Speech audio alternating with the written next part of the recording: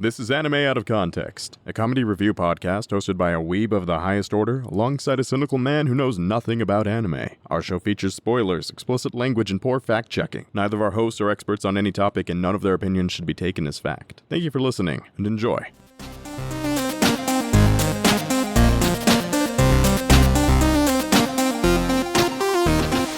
Hello and welcome to Anime Out of Context, the show where I attempt to explain the sometimes weird, sometimes wonderful, but always hilarious world of anime. And Lovecraftian / very weeby tentacles come and hurl me into the deep. I'm Shaun Rollins. I'm Remington Chase. Funny you should mention tentacles, Remington. Oh, no, wait, no. Excuse me. Redact that. Reject it. Reverse. Oh, you can't do it now. You've mentioned tentacles in an anime podcast. That's all that we're on a set track. We have to go down this road now. 'Twas but a silly joke, Shaun. Our whole show is a silly joke.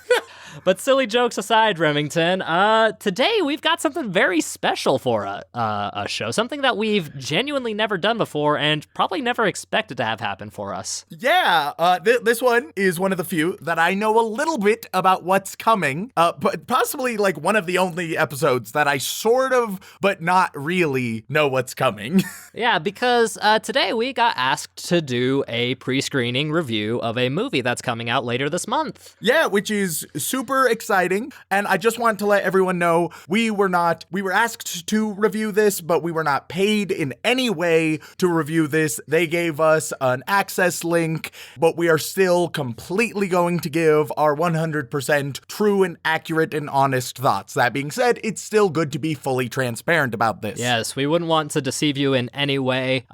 So thank you to the folks at Tri-Coast and Dark Coast for giving us the opportunity to review this and give our thoughts and opinions on it. So today, Remington, the movie that we're going to be discussing is a very strange but very interesting movie called Violence Voyager. All right, so I said that I knew a little bit about what's coming, so let me tell the listeners everything that I know about Violence Voyager so far. I know its title. I know that it's really weird, though I have no idea why. And I also know that apparently it's a horror? It is. Which I maintain that we've yet to do proper horror, so maybe this is the first proper horror we're doing. I don't know, Remington. You've been pretty horrified in the past. Yeah, but that's like on an existential level. That's less spooky, scary, and more, oh dear God, why? And to be fair, existential horror is some of the best horror. I mean, you're not wrong, but oof. So that's everything I know. Shaun's been doing the research. He knows much more about whatever we're getting into. All I know is it's weird, and I'm very interested to see why / how it is weird. Well, the thing that makes this super weird as a whole, Remington, is the format they used to make this film. They used a style they call Gekimation. Gekimation, but of course, my favorite animation style. And the weird thing is I'm not certain we can call it animation. But it has mation in the name, Shaun. That is true. And there are drawings and there are pictures and whatnot. Is it like stop motion animation? Nope. Is it like CG animation? Nope. I'm out of animations. Yeah, you are, which is why I say it's kind of hard to call it animation. But at the same time, it kind of is. All right. Allow me to explain. What this Gekimation thing is a style of storytelling using paper cutouts. Okay, so we're getting a sort of paper craft deal. Exactly. This entire film is made using drawings on pieces of paper, shot in real time with movement. Oh, so like actual drawings? Actual drawings. And wait, so is it, so not like stop motion where it's a bunch of pictures, but like with their actual drawings with actual movement? Actual drawings with actual movement. Okay. Like, you won't see any of, like, the guiding hands on screen. Yeah, of course. But they do just point a camera at the scene they want to make and move the paper cutouts in that fashion. That sounds very complicated to do and to do well and to do for an entire movie. Yeah, it's very strange. This is the first time they've ever gone for a full-length feature film. The whole thing is about 80 to 90 minutes long. Okay. And that's the style of the movie throughout the entire thing. Okay. Okay. There are a couple advantages and disadvantages to this. Advantages are pretty obvious in the terms of drawing. You can literally put whatever images you want in the picture, in the scene, as well as you have complete control of time of when you'd record it, how it's recorded, the setting, all of that really complicated stuff that takes a lot of money and outside influences. You can just kind of record in literally a single room, as well as they actually use a lot of fluid dynamics as well. Oh, okay. So not only are we getting these strange paper dolls telling a story with voiceover, of course, we also get some strange liquid effects and very creative uses of the real-time environment. Because I don't know if you've ever done anything animation-wise, Remington, but one of the hardest things to animate is liquids. Yeah. Oh, yeah. So they use the advantage of recording in real time to get away with the use of actual liquids for all their shots. There's shots of kids using water guns. There's shots of blood and viscera. All right. So there's like water guns, blood, and viscera with these paper dolls. Yes. Okay. It's just a real weird mix of different mediums to create this very unique animation style. Yes, and quite frankly, it's an experience to say the least. Oh boy. I'm always spooked when you say things like that. Whether or not you like the story they're telling, I feel it's worth sitting down and watching this just to say that you did. and you aren't just saying that, right, Shaun? See, Shaun, for anybody who's listening, he's the real corporate stooge. You can't trust the thing he's saying right now. Yep. He's just speaking for the suits to make sure it's all in order. I'll be the one to give you the real and honest facts, which hopefully are good. I'll be the one to burn bridges if it's at all possible. Of course, we'll save all of our opinions till after we've watched the show together. I guess. But, well, yeah. But for me personally... Can I throw in a very strong opinion before I've seen anything, Shaun? Okay, sure. I think the twist halfway through was ambition. I liked the idea, but I didn't fully like the execution. You could literally say that about any movie, and nobody would complain. Oh, how'd you feel about The Sixth Sense? Well, the idea in the middle was really good, but the twist, not the best. All right, so it has a very unique style, Gekimation. Yes. But what is Violence Voyager about? Well, Remington, Violence Voyager, which, by the way, that's also the Japanese title as well, Violence Voyager. So okay. It's an English title and a Japanese produced thing. Okay. And what it's about is it's basically your old school B-horror movie style vibes. Ooh, okay, I'm digging it. I will tell you one thing that will sell you on watching this at all. It's primarily about child murder. Oh man, I'm in. They know. Maybe these lovely people have listened to our show and thought, hey, this guy likes child murder. Guess what our show's about? This is our way in. Yeah. And the version we are watching is actually the dubbed version as well. Oh, okay. Good old dub. Yeah, because if I am correct, one of the very few other things that I know where technically Violence Voyager came out before in Japanese sometime last year, but it is just now coming out in the dubbed version, so us in the West can enjoy it properly. Essentially, yes. It is actually going to be available on just about every streaming platform you could hope for. Amazon, DirecTV, FlixFling. I've never heard of FlixFling, but apparently good old FlixFling. Vimeo On Demand, Vudu, Fandango, and AT&T. Apparently they have a streaming service as well. Oh, but of course. Who would have thought? And when is it available? That'll be on October 21st. All right, cool. Well, we will be here to inform you whether you should be excited for October 21st or whether it's just a bit meh. Hopefully, you should be excited. But I don't know yet. I think it's worth the experience, Remington. It's very strange and surreal in a lot of ways. So far, I'm excited because it seems like something I would be interested in, being weird, unique, different, horror, child murder. It's got a lot of recipes for success, but so have many other things we have seen which haven't used those recipes and those ingredients as well as they could have. So I'm trying not to get too excited, but it does seem like something I should enjoy. I would hope so, Remington, because honestly, it's weird enough that I think the weirdness alone will really satisfy your desires for strange child child murder scenarios. But as a whole, it's very creative with its use of this paper cutout style. Okay. To the point where there's some very disturbing images mixed in with some very surreal images and like some very interesting character design choices, I will say. Speaking of characters, we still haven't gotten to what it is. We have a Violence Voyager. Does that mean there's like a spaceship that really hates children? You're not far off in the second part. Oh, beautiful. Nailed it. It's not Star Trek, unfortunately. But Child murder Star Trek is really what I was hoping for there. yeah, I know. It wouldn't be too far off, but less aliens, think more homegrown mad science. Okay. So the way this story goes is there are two kids and a cat. Okay, good start. Who are a little frustrated at the end of the school year. Summer vacation is about to finish. Yep. And they want to go into the woods to make a secret blaze, a secret blaze, if you will. 420 blaze it. They go into the woods wanting to make a secret base and find a cool place to play and hang out, and they had an idea of where they could do so. So they packed up some bags and went on a grand journey into the woods, taking the cat with them, because why wouldn't you take the cat with you? It's an adventure cat. When they stumble upon a rather run-down amusement park. Oh, okay. I'm digging it. So now it turns into just even more horrifying and weird. Basically, I'm imagining Spirited Away mixed with Akira, mixed with weird papercraft. That's actually a very apt description, Remington. I nailed it. Like, that's probably the most apt pre-description you've ever given. Mostly because one of the things is literally papercraft, and the other thing is like, oh, this is kind of similar to the abandoned amusement park in Spirited Away, isn't it? Yeah, no, it's very similar. Combine it with just the proper horror of Akira, and then you're set. Yeah, and of course, being two lively kids who, I forget their exact ages, but they appear to be end of elementary school age. Okay. Our two main kids is a foreign exchange student, Bobby.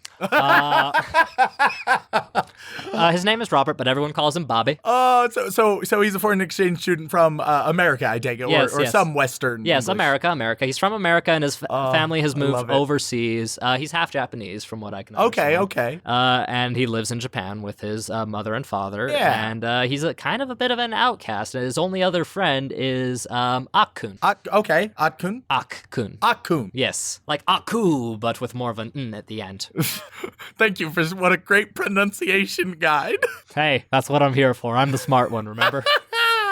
I have to tell myself that, or otherwise I feel really bad about everything I do on this show. All right, so Akkun and Bobby. Yes, Bobby.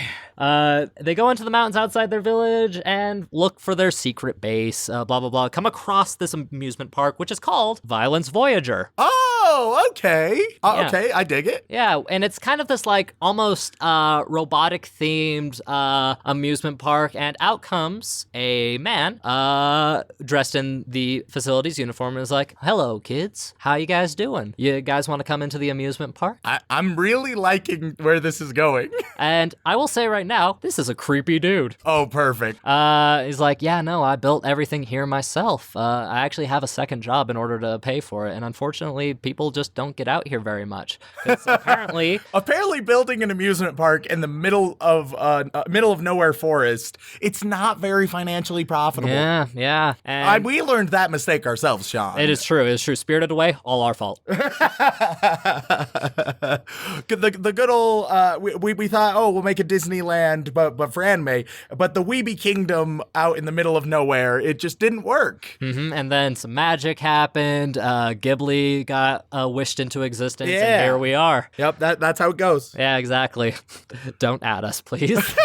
All right, so they follow the creepy man into the creepy amusement park. Well, there's some conflict here, actually. Oh. Because in order to get in, it is 200 yen. Okay, that's $2 about? About $1.50. Okay, about $1.50. Not too bad. Something you could expect kids to have. Yeah, 100%. Yeah, and I think adult tickets were like 800. So. That's a good price. That's a very good price for a fun little amusement park. I'll go to almost any amusement park for $1.50. That is.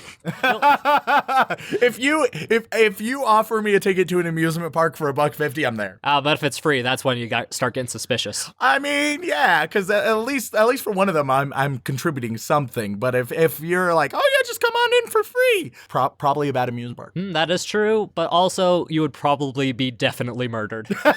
You would be. Whereas if I pay $1.50, as we'll see in Violence Voyager, totally fine. Nothing bad happens. And of course, they don't actually have the money, and the guy, who seems to be a fairly kind guy, despite his creepiness, is like, well, I already put on my uniform. I already got ready for the day. Yeah, tell you what, just this once, you guys can come in for free. Oh no, wait, that's the problematic price. You could say that. But just be sure to come back later and pay when you do come back. Bring some friends as well. Oh, wait, so Shaun. Yes. Do they not pay? They do not pay. Oh, bad kids right there. Bad, naughty boys. Or maybe it's just a kind old man who wanted to make some kids happy. He built an entire amusement park just for children. I don't know, man. I saw holes and I saw the repercussions of making a deal and not following through. I've talked to you about so many classic films, and your poll is holes. Yeah, that's the thing I compare all anime to. So The hit.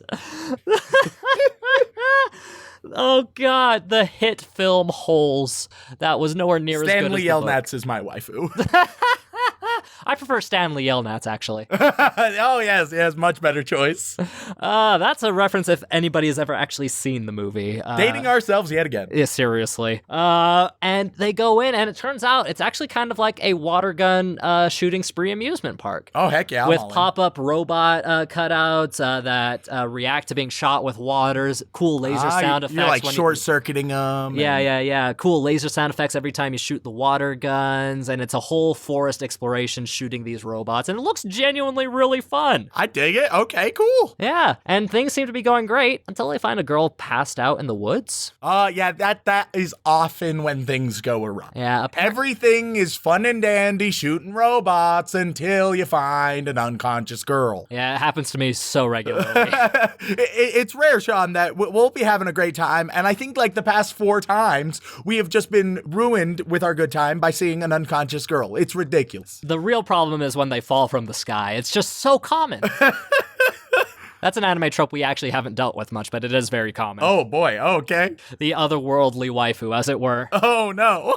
No otherworldly waifus in here. Well, there could be. It depends on your taste, but if you have that kind of taste, well, maybe this is the film for you. Okay, so I imagine they try and help the girl. Yes, of course. They're like, hey, what's going on? I need some water. Please give me some water. Hey, we've got water guns. There and you then go. they just shoot her. Yes. But it turns out it was actually a real gun the whole time.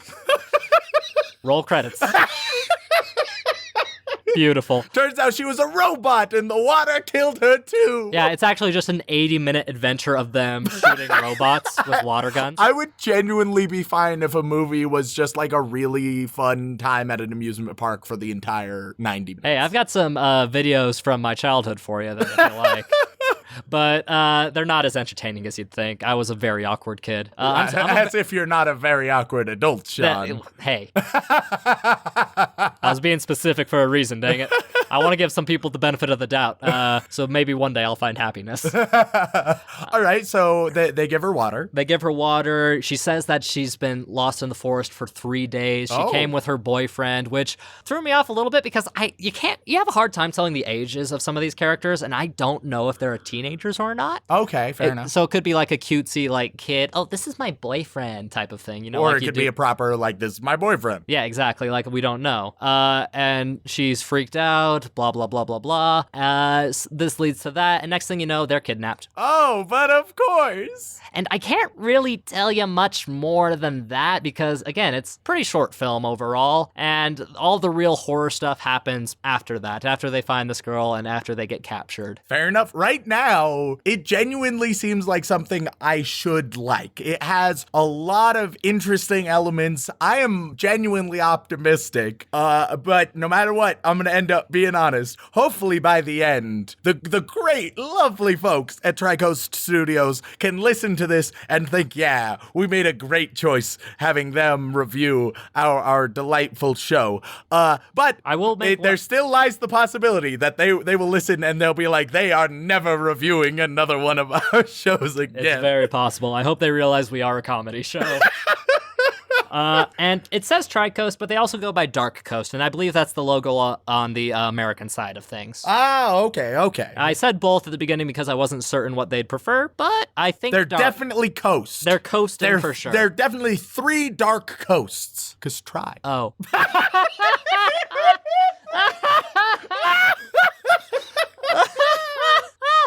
Oh, God, I'm an idiot.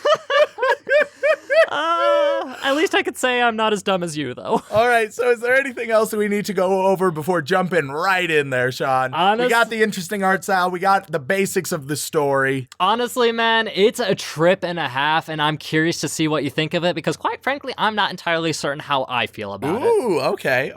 But without further ado, man, let's go watch some Violence Voyager. His name is Robert Houston. He came with his parents from America. Bobby, you're late. I'm sorry. So, shall we go? Something's there. Bobby, what's that? The hands-on amusement park. Violence Voyager. That's it, just like the sign said. Welcome to Violence Voyager. What is this place? It looks really run down. Let's go home. Welcome. Sorry about the wait. I'm always here, waiting for children to come and play. But firstly, you must learn the rules. Ladies and gentlemen, we are back after watching the very strange but very interesting film, Violence Voyager. And Remington, I gave you what I promised. I mean, yeah, you are correct. Oh boy. Kind of a strange experience, wouldn't you say, Rem? I think this is, bar none, the weirdest thing we have covered on this show. Which is a bit weird considering we technically, it barely qualifies as anime. Yeah, it's definitely like towards the outer reaches. It's very interesting, very fascinating, so weird. Like, I watched this film twice, Remington, before I felt comfortable showing it to you because, well, comfortable is the wrong word, let's say. Yeah, let me say right now, this movie, you will not be comfortable watching it at any stage. No, it has a very strange uncanny valley feel to it, which I think was the point.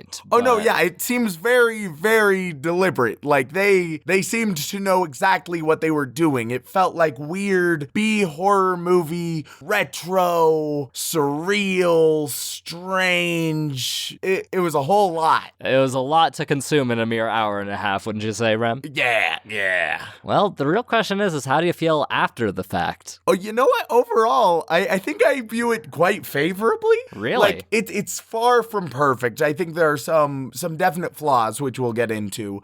However, overall, I would say that it's very worthwhile just because of how unique and interesting it happens to be. That is exactly how I felt coming out of it. If this was just like a normal animation or a normal movie, I'm not sure it would have been anywhere near as interesting as it was in this very unique and creative style. Yeah, I think a lot of the elements that it has are okay to good, but then there are other elements that it has where it is so one of a kind or so fantastically done that it would be difficult to say that it should just be ignored. Like, let me say right now, for example, I found the story to be pretty decent overall. I thought the story was good. However, I wouldn't be singing its praises wildly per se. I mean, it's kind of a classic B-horror movie type scenario, just with a lot of new twists added in. Yeah, and like, I think it handles it well. It handles it fine. I think that there's some minor pacing issues, especially towards the end, but overall, it still makes up for that. Another example that I think that it didn't do tremendous, but I actually end up finding more endearing than not by the end. So we were watching the dub, right? Yep. The new dub that's coming out. And at first, I wasn't sure how I felt about the voice acting because it had so much character, but there also seemed to be a little bit lack of polish dollish in quite a few moments. It had a very 90s anime dub feel to it. Yeah, yes, very much. But that sort of lends itself, one, to the nostalgia of it all, and two, it lends itself quite nicely to its charm. It feels very, very human, and with the voice acting, they definitely nail the characters with it. You can strongly get a feel for the characters. Even if the line delivery seems a bit lip flappy, which is a very strange.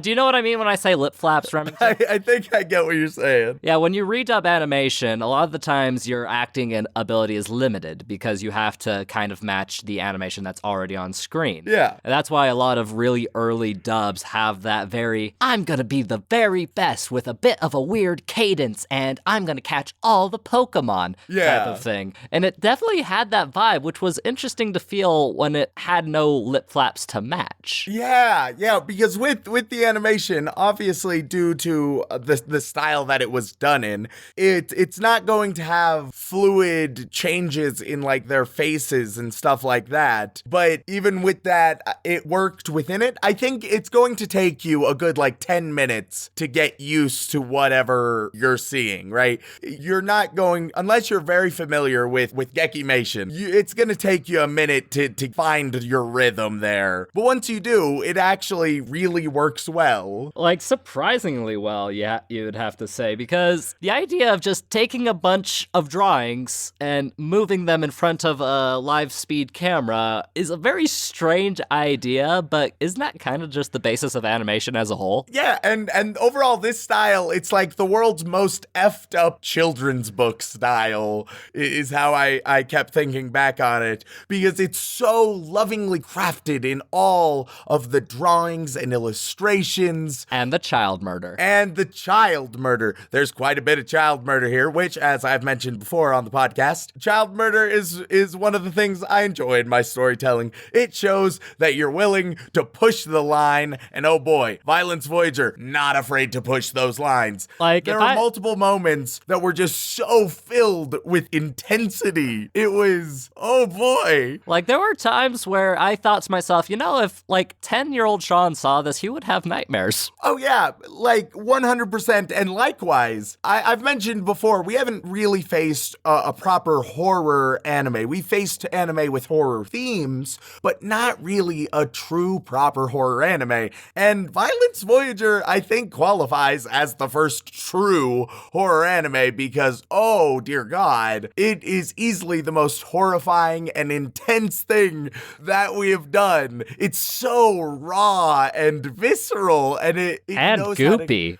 Very goopy. In the first half, we briefly touched on, you mentioned the water physics because they use actual water, and it's so uncomfortable that they do that. It's such a strong creative decision that I love, and also, oh dear God, it gets under my skin. I purposely left out that it wasn't just water they used as well. Yeah, don't worry, there's plenty of other liquids of plenty of other viscosities for all of you out there. Each more uncomfortable than the last. Yeah. Oh boy. It's a very clever use of a medium, and I had to say, I thought it was fascinating and also made me want to puke just a little bit. Yeah, I definitely agree with that. Yeah, so overall, Remington, very strange and entertaining show in a weird way. Yeah, I don't want to spoil too much of it in this, especially because it's not out yet. And so I unlike many where we're just like, oh, here's a spoiler warning.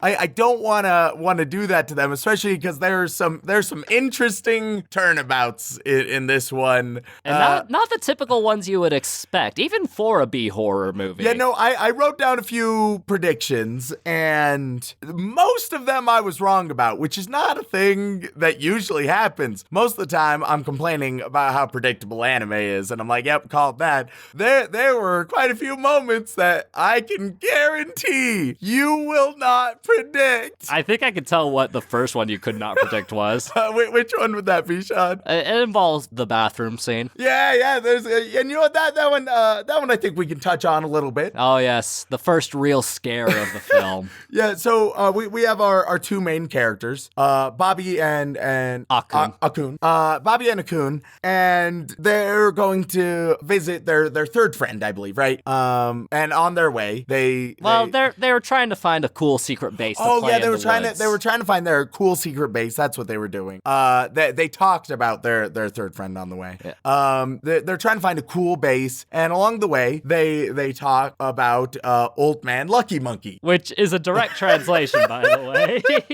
Because, we all know an Old Man Lucky Monkey living out in the woods. I'm only familiar with Old Man Fat Pig. And so at one point they're like, oh, well, I think it's Bobby who's like, oh, we can go talk to Old Man Lucky Monkey. And Akun is like, nah, we really shouldn't. And Bobby's like, well, I really need to go to the bathroom. And Akun's like, fortunately, there's like an outhouse porta potty right over there. As all strange wooded locations have, just in case. Mean, yeah. Because God forbid you actually go and shit in the woods like an animal. Yeah, and so Bobby goes into the porta potty, and you get like a nice little uncomfortable trying to poop scene. Which, to be fair, Remington, that's every morning for me. Yeah, no, I mean, it's very human. And then some stuff is leaking from the ceiling. Which is our first real liquid effects we get in the movie. That really goes to show how disturbing just these 3D drool droplets on top of these paper cutouts can really be. It stands in such contrast, and you get this just white viscous goo falling down. You look up, and it's a chimpanzee in the porta potty. But the scariest fucking chimpanzee I have ever seen. And so it chases him, and I mean, it makes sense that Old Man Lucky Monkey would own a monkey. I mean, it's sorta in the name. I mean, if you were expected to own a pet, that'd be the one to be. Although, not to spoil anything too much, not a wildly lucky monkey. No. That monkey... There have been luckier monkeys. He's a smart monkey. Very smart monkey. Very smart monkey. Not a very lucky monkey. Yeah, and technically not a monkey because it's a chimpanzee, but we won't get into that. I'm just saying it so that we don't get tweets. We know the difference, trust us. But yeah, so it was such a weird, unique, different thing that so well captured a bunch of interesting themes. I think if it seems like it's down your alley, then you should definitely watch it. That being said, it's not gonna be for everyone. No chance is it gonna be for everyone. It may not be for most people, frankly. Yeah, because Remington, as we all know, you have weird fucking taste. Yeah.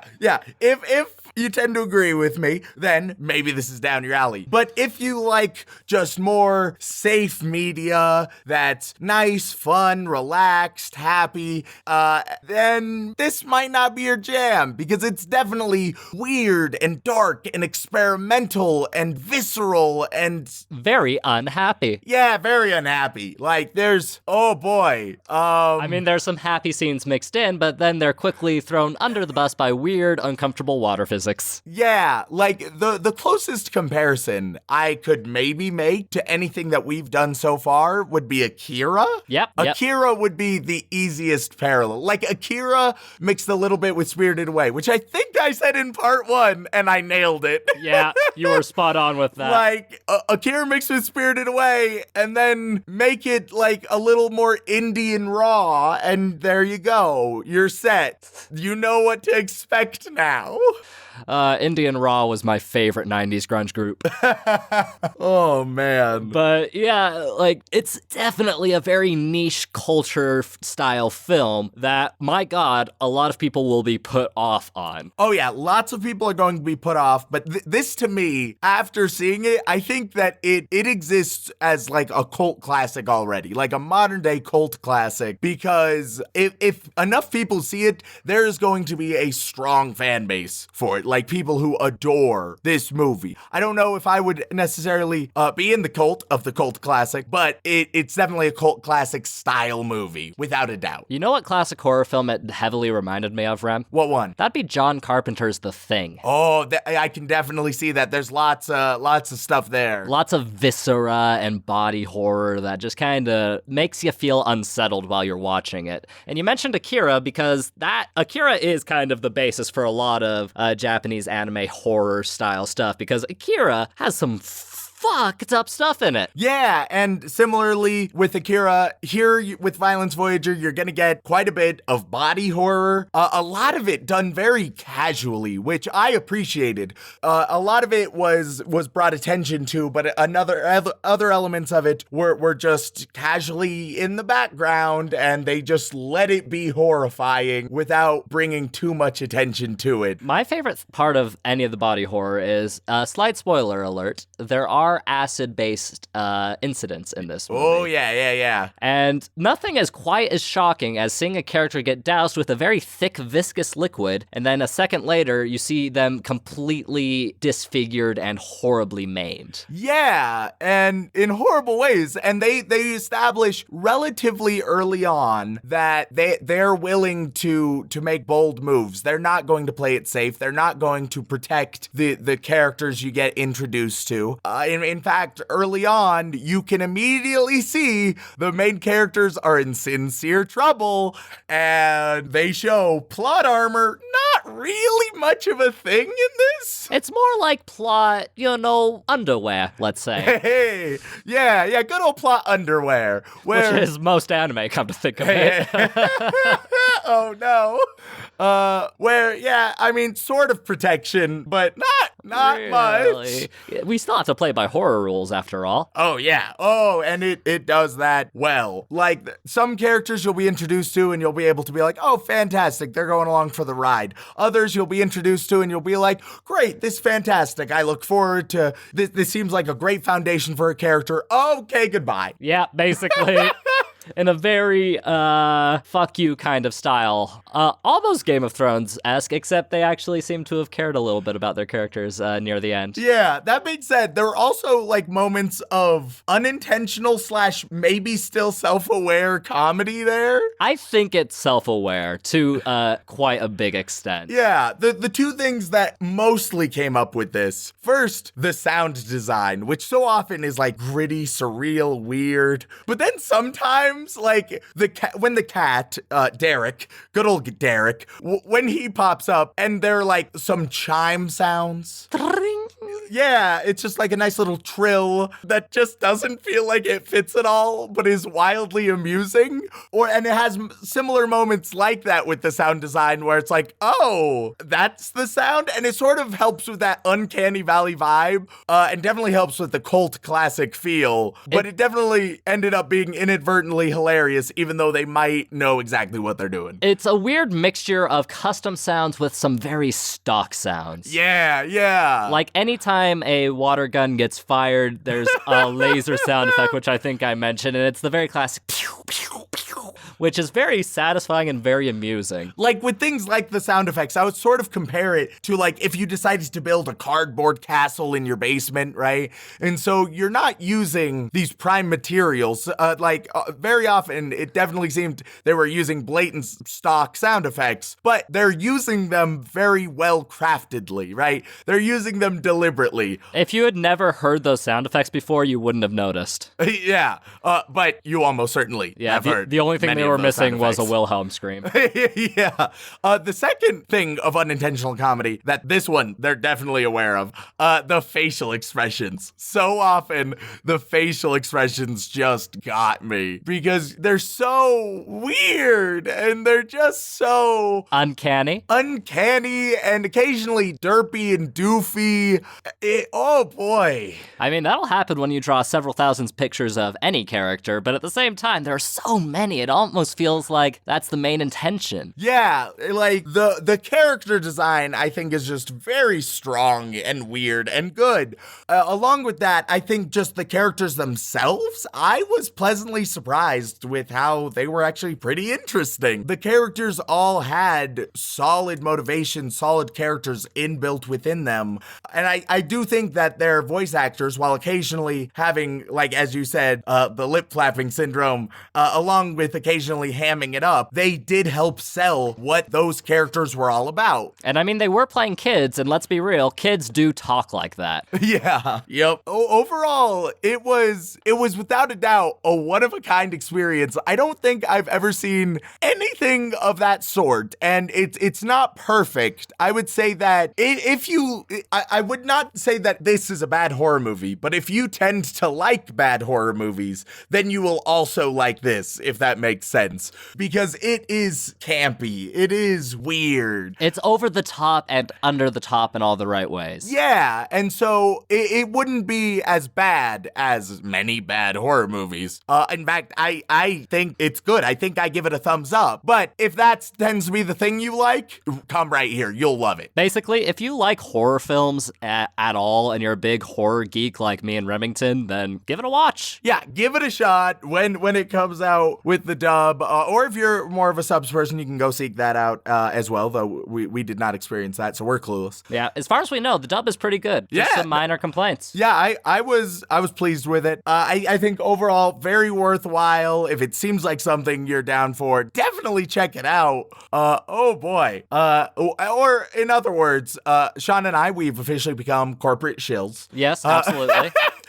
Being paid a whole $0 for this review. Yeah, they offered the biggest amount of air that we could handle. And we know that's going to be a hot commodity in the future. And so if you want to see whether or not we're actually corporate shills, go watch it or just deny it. It's up to you guys. We'll never pressure you into anything. We have no say in the matter. We don't have a stake in the race. Unless we get paid to do something, then we'll pressure you. Oh, yeah, no. Like, if anybody's out there who actually wants to pay us to review stuff, we're down. We're right there with 10 out of 10. Miracle. Amazing. We have no shame. But in all honesty, guys, this is a very delightfully strange experience, and when it comes out October 21st on all kinds of digital streaming platforms, including Amazon, DirecTV, FlixFling, Vimeo On Demand, Vudu, Fandango, and AT&T, which I'm still amazed has a streaming service. I'm not sure what's weirder, the movie or AT&T having a streaming service. Well, either way, you guys should all go give it a watch, see what you think. If you like it, let us know. If not, well, you don't have to let us know, but I'm sure you will anyways. Oh, yeah. We always love hearing your guys' opinions. Good or bad. But yeah, Remington, I guess all I have to ask is, would you ever want to go watch this again with me? I mean, I will definitely need time to process first, but I could definitely see myself going and watching more Violence Voyager. Well, thank you very much, and thank you once again to Dark Coast Productions. If you all enjoyed listening to our mad ramblings on horror, gore, and kitty cats, then please leave a review on whatever platform you listen on, whether that be Apple Podcasts, Podbean, Stitcher, Spotify, or if you really want to help us grow, word of mouth is the best way to do it. And if you would like to contact us directly, whether it is for a comment, question, feedback, or recommendation, you can either tweet us at AnimeConPod at Twitter, or you can send an email over onto animeoutofcontext@gmail.com. Once again, guys, thank you so much for tuning in, and as always, don't fuck your sister.